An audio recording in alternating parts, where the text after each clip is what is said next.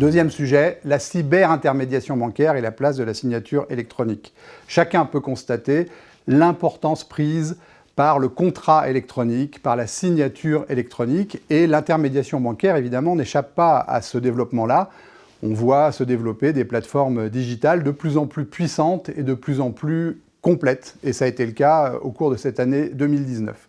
Le contrat électronique nécessite des précautions particulières qui sont des précautions juridiques supplémentaires à celles de l'activité d'intermédiaire bancaire et à celles de la vente à distance. Le contrat électronique peut être utilisé dans une vente en face à face, mais peut être utilisé aussi dans une vente à distance. S'il est dans un contexte de vente à distance, les obligations de la vente à distance s'imposent. Le contrat électronique comporte des particularités.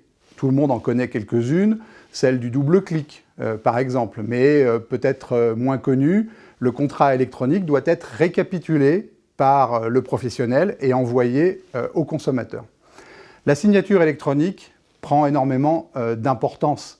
Toutes les signatures scannées, copiées, inscrites sur une tablette n'ont pas la qualité juridique d'une signature électronique qui connaît 3 degrés de variation ou de précision auxquels sont attachés des critères juridiques extrêmement précis. Donc là aussi, en 2019, on a commencé à avoir de la jurisprudence sur ces sujets-là, y compris dans l'intermédiation bancaire ou dans le crédit, avec des choses à la fois étonnantes et à la fois basiques. Et par exemple, pour citer quelque chose d'extrêmement concret, ce n'est pas parce qu'on procède par une signature électronique que le professionnel doit se désintéresser de vérifier que la signature correspond à celle qui figure sur une pièce d'identité.